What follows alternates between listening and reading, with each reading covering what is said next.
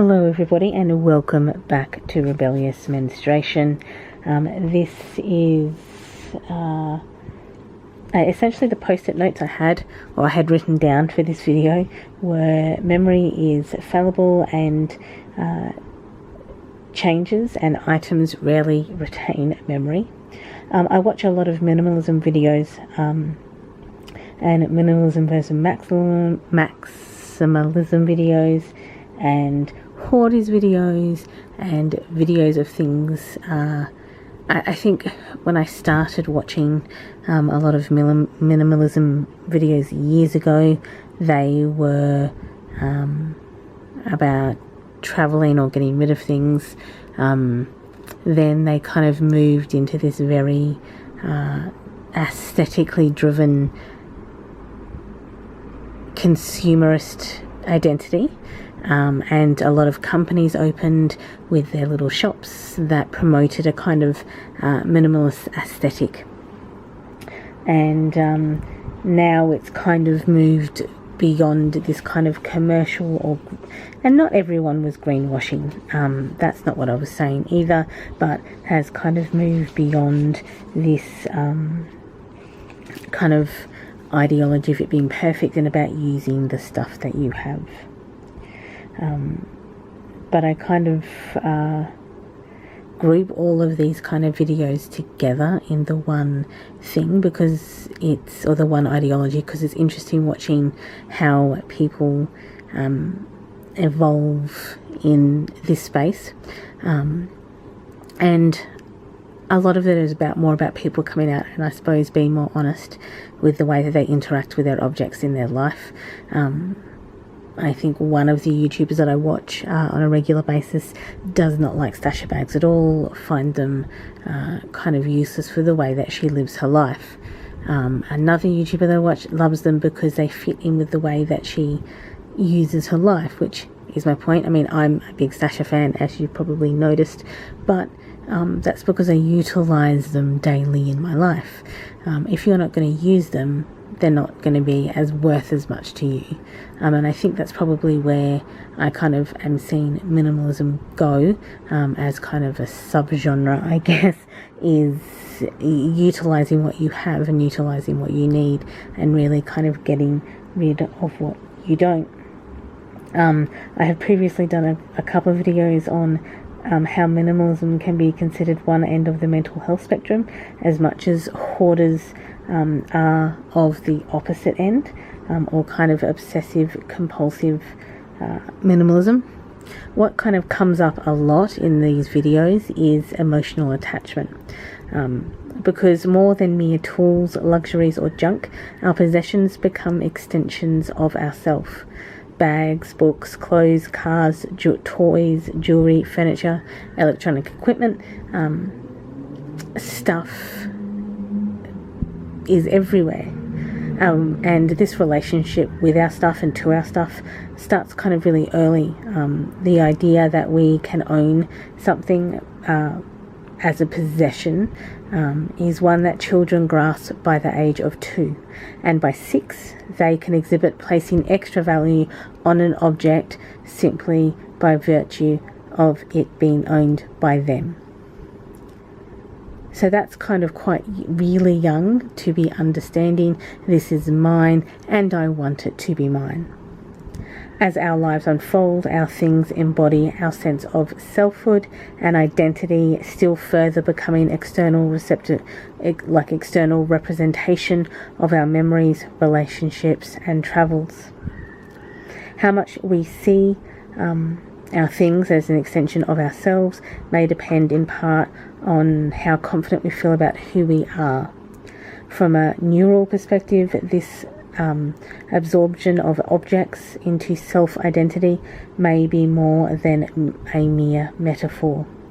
As well as shoring up our sense of identity, our possessions also allow us to signal something about ourselves to other people. Our belongings accumulate, and as we accumulate our belongings, they become more and more infused with our identities, and therefore their preciousness to those objects increases. Our homes, our foundations, retaining within them our memories and all the experiences that happen within them. Yet there are many times when people will willfully dispose of their homes and objects. This often happens at a key juncture in their life or in anyone's life, such as leaving home to become a student or to go to university, leaving student life behind to into the workforce, moving home, moving away from home during marriage and divorce. And they can be experienced as an opportunity for a new life and a new start. In one of my personal favourite book and movies, Chuck Palahniuk's Fight Club, Tyler Durden sees the loss of the narrator's apartment as liberating, stating, "It's only after you've lost everything that you are free to do anything." The attachment to our things will deepen over time. Elderly people are often surrounded by possessions that have followed them through their lives, cherished objects that come to represent particular memories, and these can be of comfort to older people as they leave their homes and move into residential care. After a person dies, many of their most meaningful possessions become family heirlooms, seen by those left behind as forever containing the lost person's essence. This idea is also seen in the behaviours that follow the death of a celebrity, whereby possessions owned by a deceased star can acquire astonishing value overnight, both sentimental and monetary, including the mass consumption of their music, books, films, or art, and other associated items such as clothing and personal aesthetic. Our relationships with our stuff is in the midst of great change, and this has been kind of happening over probably the last, more noticeably, 10 years, that our dusty music and literary collections are being rehoused and rehomed in digital formats. Where once we expressed our identity through our physical possessions and our relationship with things, today we can cultivate a carefully constructed online identity with the same ideology. However, it is the nature of the relationship changing to where the self has become literally extended into technology. So basically, traditionally you would have a book or a music collection in your house, in your home. You would have a home theatre or a record player or a record collection, and that would be your pride and your joy. Now you can have Spotify playlists or YouTube playlists. You can be a YouTuber who makes videos about your minimalist aesthetic, and therefore you are putting your online identity, you're investing in your online identity being that relationship to yourself and your stuff and your identity is actually being put online as part of your minimalism videos. The prevailing view in psychology is that minimalism is bad. The traditional prevailing view in psychology is that materialism is bad for our well-being, essentially the association between holding materialistic values and being more depressed and selfish and having poorer interpersonal relationships. There are people so reluctant to dispose of their belongings that it becomes a serious problem, and in extreme cases, mountains of clutter accumulate, making free movement around their home impossible.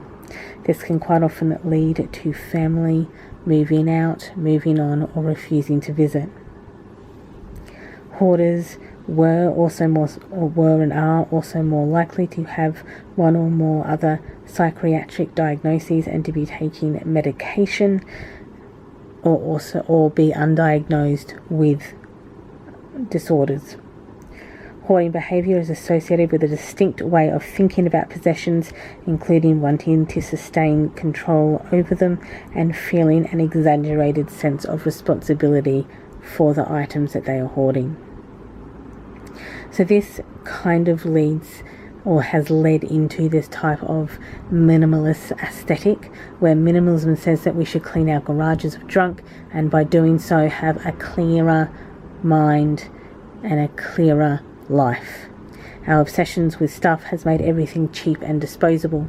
Material without function can be a massive problem. Minimalism encourages, or can encourage, so that kind of we're going into the opposite of hoarding at the moment, is that minimalism encourages short-term thinking and investing, which becomes financially destructive to people over time. The problem is that no one often aims to invest in the best, longest lasting tools anymore. Few people buy tools, and I'm talking about just in general, like clothes or bags or all of the things that we mentioned before, books and items that you have or that are useful in your life, glasses, cutlery. Few people buy tools that increase their efficiency or add meaning to their lives. IKEA furniture, dollar stores, and the notion of upgrading your car and phone every few years are all pinnacles of the materialistic crisis. Our closets and garages are filled with the collateral damage of failed hobbies, and this is kind of where this clean garages or this clearer mind comes from, is that we're going to get rid of all of the things that distract us. Instead of making long-term decisions about which dwellings and vehicles to invest in, you can now have instant gratification of services or like Airbnb and Zipcar and bicycles and scooters you can get now on the street. And of course, this instant gratification without thinking about it costs a lot more in the long run. Minimalism doesn't fix a problem. In fact, these minimalist favourite services take mindless consumption to the next level, and the assumption that these Airbnbs, these zip cars and bicycles and scooters are always going to be available. Minimalism makes it sound really good. Quitting the rat race. The problem, the kind of flip side of this is that minimalism actually can encourage you or society to reduce your ambition. It's the ultimate teenage expression of trying isn't cool. Instead of achieving personal goals, whichever they may be, minimalism would have you drop out of it completely. Nevertheless, stuff can be meaningful. There is a ton of evidence that humans thrive in materialistic abundance. Kids can consistently get better grades when their parents own a home and stay in a home. It's psychological security, and you can bet your bottom line that security is present in the mind of every entrepreneur too. The quest to find and create meaningful objects inspires some pretty incredible human achievements. It's built into our cultural and artistic history, and our myths are filled with legends of quests. Minimalism can make us complacent. At the core of the desire to own less is the philosophy of doing less, of finding happiness with less than what you have at this moment.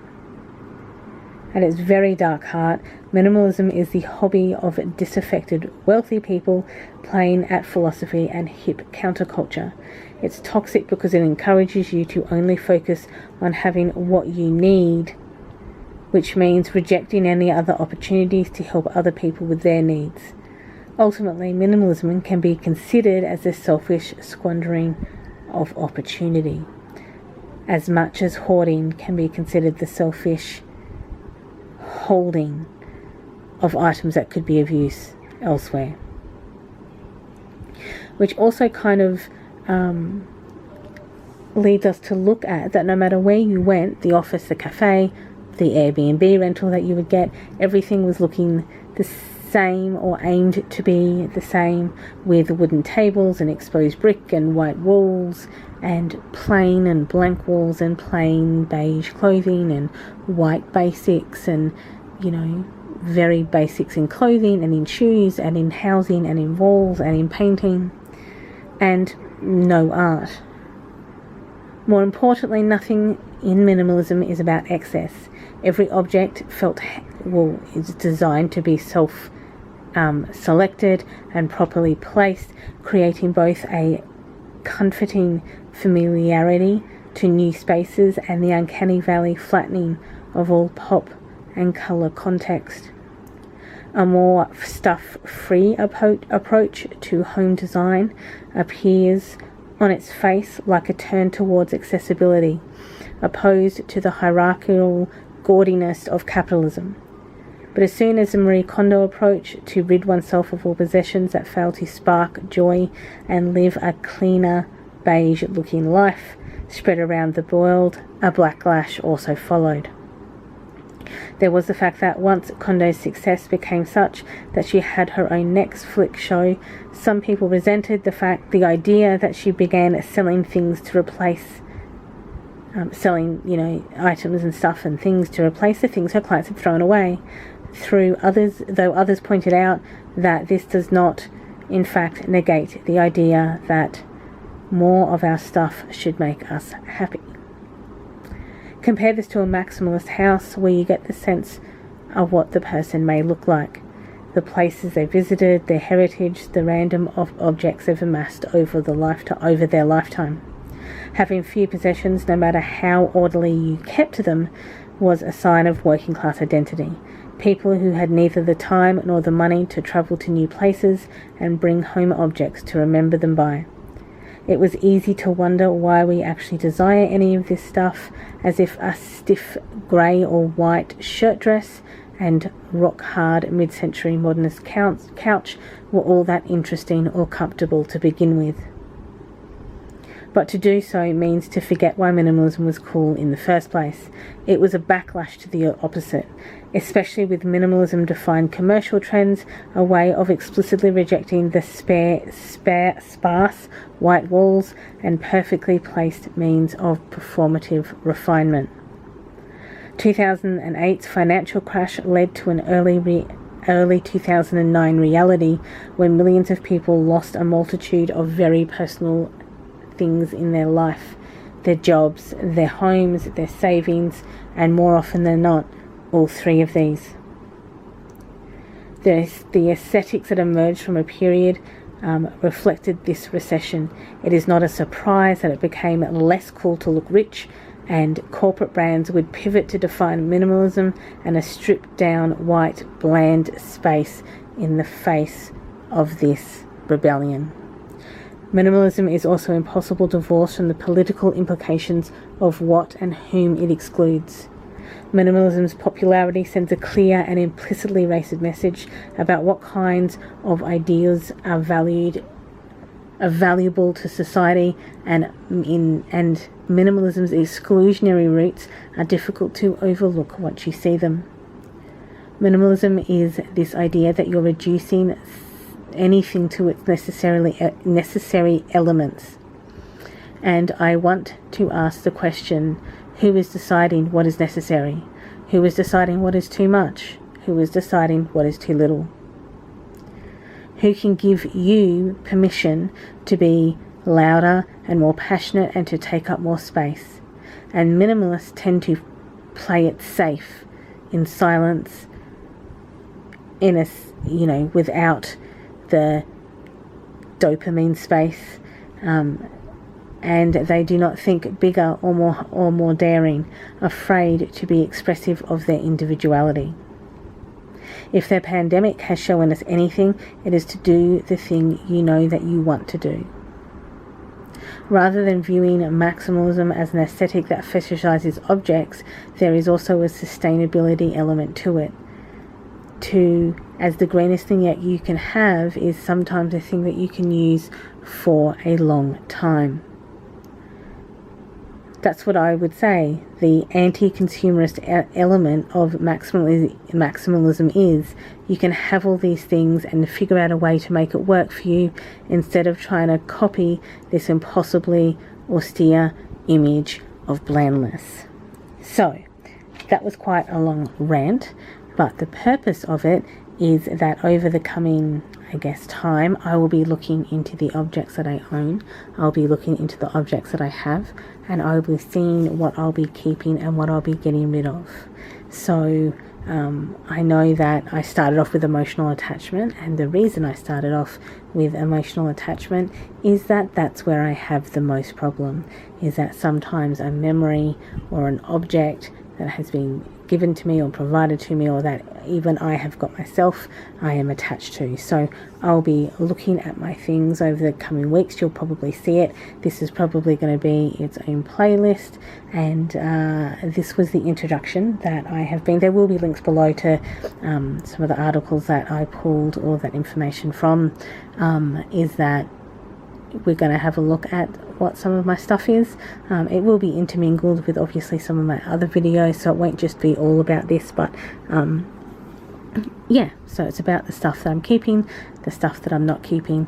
This is already a super long video, so I think what I'm going to do is wrap it up here, but this is just an explanation, and if you've made it this far, thank you, of what will be coming out on this channel, you know, over the next coming months. Thank you for watching. Enjoy your morning, afternoon or evening, depending on where you are in the day, and I will catch up with you all in the next video. Bye everyone.